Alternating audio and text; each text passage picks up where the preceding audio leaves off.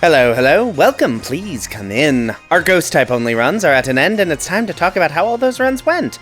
But before we actually get into the runs themselves, we must discuss the ghost type in general and see why the ghost type is the way it is.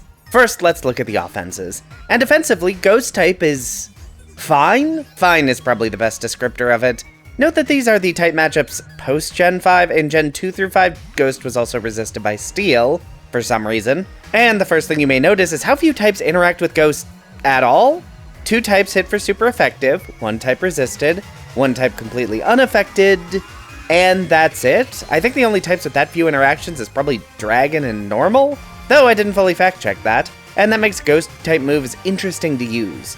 You will, for the most part, deal neutral damage, which can be a nice boon. Dealing neutral damage to 14 types means a lot more consistency than many other types can manage. On the other hand, super effective hits are obviously more effective in most cases, so it can make Ghost attacks less appealing, though you do get the same type attack bonus. The other problem Ghost type moves run into is that the Dark type moves hit the same 2 types for super effective damage, and aren't negated by the normal type, which can make Dark a more appealing option in a casual playthrough, but at least offensively, Ghost is consistent, if boring, which is kind of odd for Ghost type, but oh well. Defensively is where Ghost types mostly shine. Poison and Bug aren't great offensive types, but it is 2 resistances. The real boon, though, is 2 different immunities to normal and fighting.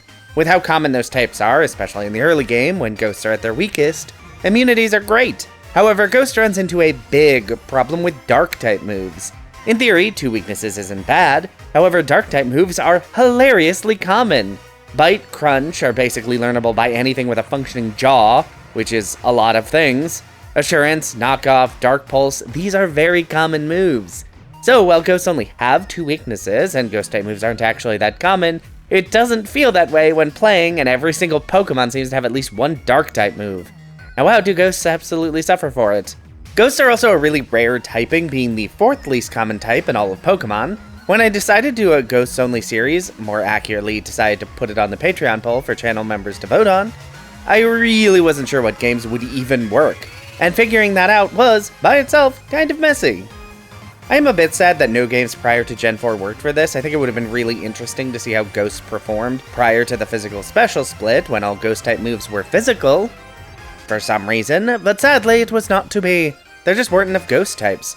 Ghosts also suffer a similar problem to Ice types. Even in games where I could get them early, they usually evolved pretty mid to late, meaning I was really stuck with weak Ghosts in the early game, which caused many problems against early fights. Certainly not as many problems as Ice or Normal, but still, problems. Okay, with the general Ghost talk out of the way, it's time to actually start talking about these runs, and that is going to start with the difficulty comparison, and that starts in Pokemon Platinum. And, I think we drop Platinum in the middle position. I think it earns the mid-rank, which was actually pretty surprising. Platinum is one of the hardest Pokemon games in the series, and while Ghosts are good, I still expected them to struggle more than they did.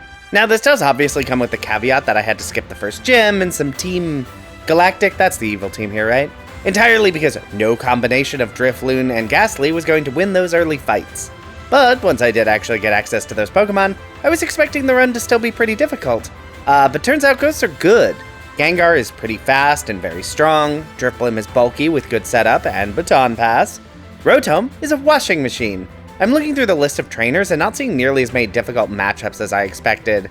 Fantina went hilariously well, mostly due to some good luck. Byron was a pretty easy matchup despite Ghost being resisted by Steel. Even Cynthia was beaten in 1 attempt, and she's one of the best champions in Pokemon history. But the game was also certainly not easy. Gardenia took a few attempts, Aaron was surprisingly difficult. Cyrus, having dark types, was an absolute nightmare that I was both expecting and deeply unhappy about. While a lot of fights were beaten in 1 attempt, they did all take some thought and planning to get through, like planning for a Weavile that simply didn't exist. And then comes Pokemon Sun, and this goes into the top slot very easily, which was honestly more surprising. My recollection of Pokemon Sun, which I admittedly haven't played in nearly a decade, is that it's very easy. Now, a part of that is the overtuned experience share, which means you can be overleveled very easily, which does not matter when I have rare candies and a level cap, but the rest is pretty easy because the fights are, by and large, not too difficult. And that was absolutely not true for Ghosts. Totem Pokemon are scary. Thank goodness for Ghastly having Spike to power through many of them. but the Ghost Trial was absolutely a disaster. Nanu only had 3 dark types, and he still managed to body my team for the better part of an hour.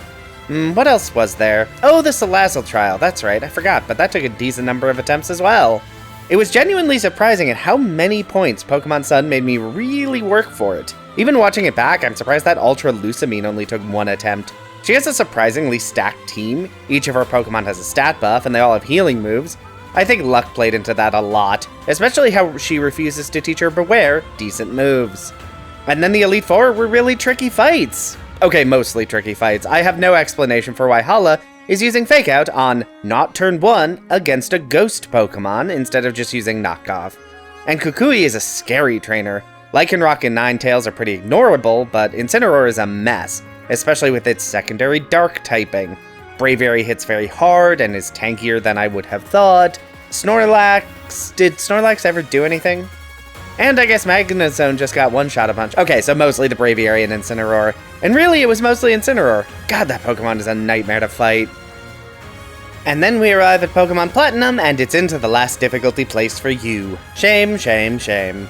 Not really. Part of the big issue is that Misdreavus is accessible very early in the game, and a Duskstone with it. And Mismagius is very strong for the first 2 gyms, and remains very useful for the entire game. Violet also has the widest variety of catchable Pokemon in the series, and it really shows in the sheer number of accessible Ghost types. Looking at fully evolved Pokemon in the Paldea Pokédex, and it looks like 18 fully evolved options, not including Paradox Pokemon, and that's just base game. You know a type is stacked in Violet when I don't even go into the DLC. And there's some really nice DLC Pokemon that I never considered because the game was just too easy. I more or less sailed through the entire game, letting my Ghost types just kind of handle things. Even fights I didn't play particularly well, like the Nemona fight before Tulip, I still won, and there wasn't a ton of skill on display here. Ghosts just do pretty well in Violet. And it does help that the Ghost-type leader is stupidly easy double battles, and the Dark Specialist is a Team Star admin, and therefore, not my problem. Really, the only fight that was anything was, of course, Iono. Iono is genuinely kind of a nightmare. She has 4 Pokemon, several gyms before anyone else. Her ace is Mismagius, which is both very strong, and a Ghost-type. And Terra Electric is just a really good Terra-type, especially when my only ground coverage would be Sandygast, who is... bluntly not very good at that level. Really not until it evolves. Also, she is the 3rd gym leader and has 2 Pokemon with 495 base stat total. That's stupid. On the other hand, while Iono gave me problems, it wasn't really worse than Cyrus or Nanu, and there was nothing else difficult in this game, so it goes last. And with the difficulty out of the way, we arrive at the recommendation section. And we start with our first game, Pokemon Platinum, and this is kind of difficult. Platinum was pretty fun. It did give me a chance to use a lot of Pokemon I otherwise probably would never use.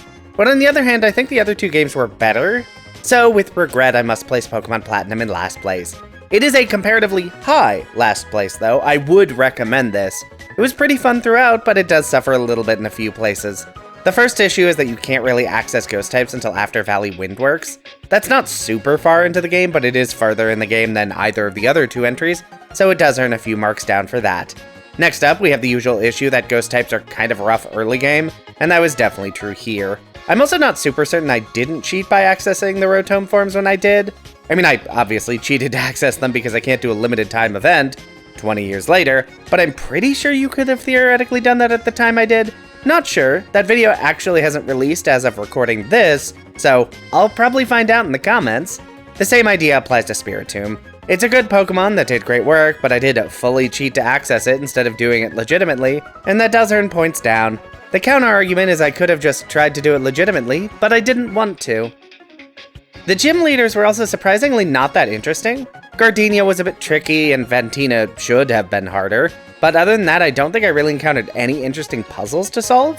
It was really just Cyrus in the Distortion World, and Aaron of the Elite Four, for some reason. So the run was fun, I enjoyed it, but it does get relegated to last place. And next up we have Pokemon Sun, which surprisingly, for its first time on the channel, gets to earn the top spot in recommendations, which I absolutely was not expecting. My vague recollections of Pokemon Sun were that it was pretty easy and the story elements were kind of tedious. And while the story does drag a bit, I didn't really hate its involvement in the playthrough. Speed up does help with that a lot. And as for difficulty, it was pretty hard in many places. Pretty consistently too, which I was not expecting. Part of that is the sheer quantity of dark moves available, which is always an issue. And while I never treat difficulty as the be-all end-all of recommendations, it does do a lot to hint at potential complexities and strategies needed to win a fight. And that's the sort of interesting questions that I'm all about. And Sun had all of that. Basically from beginning to end, which is always nice. Pokemon Sun also had a really good variety of ghost types I didn't use. This always makes it easier to recommend you, a stranger, do this run yourself, because the run won't just be a complete copy of what I just did. Mismagius and Chandelure were the standouts because I had their pre-evolutions and dropped them because of the lack of Dusk Stones. But there were plenty of others: Drifblim, Sableye, Delmise. Oh, I meant to use Delmise. Is Delmise good? You can find out for yourselves. So there are a lot of Pokemon you could sub in place of the Pokemon I was using and have a lot of fun. I do recommend dropping Sandygast, at least until it evolves. And there were plenty of interesting fights: Nanu, Guzma in 1 or 2 fights. I think the entire Elite Four and Kukui were really interesting challenges to face. Other than Hala, again, Fake Out on a Ghost turn, not on turn 1. Not sure your plan here. So yeah, Pokemon Sun earns top slot. Was not expecting that. And as is now fairly obvious, Pokemon Violet earns the middle position in the recommendation list. Pokemon Violet often earns the top slot in these Pokemon rankings, and it's usually pretty clear why. Big open world means a lot of Pokemon available both early and for the rest of the game. There's 2 whole DLC zones, and that adds even more Pokemon to that list, even if the Indigo Disc is normally too high a level to be super useful until endgame. And that variety earns a lot of points. Pokemon in Violet also usually have the most diverse move pools these Pokemon have ever seen. It's usually this or Gen 8. This creates so much variety and versatility that's just fun. And that is absolutely true here. All my old favorites returned with so many new Pokemon to use, which is why I really stuck to using new Pokemon not previously in the series, and it worked out super well.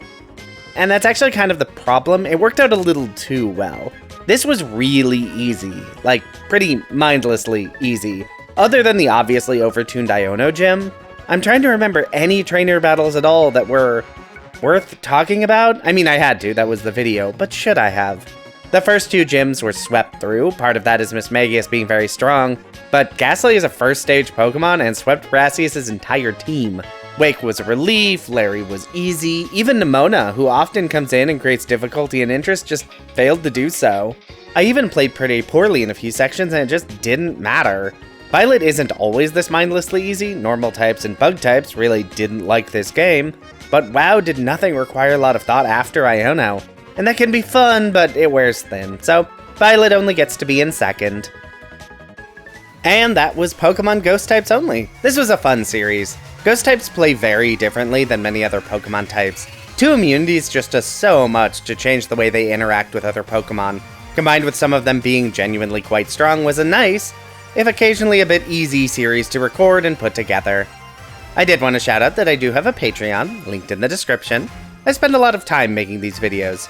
So if you enjoyed the video, want to support the channel, and are financially stable enough to do so, that exists. No pressure though, this channel is free to enjoy for everyone, and will remain that way. For now, if you like this video, be sure to hit the like button. If you'd like to see more of this, feel free to subscribe. Hey, maybe leave a comment if you have something you'd like to say. But whatever you decide to do, have a safe trip home.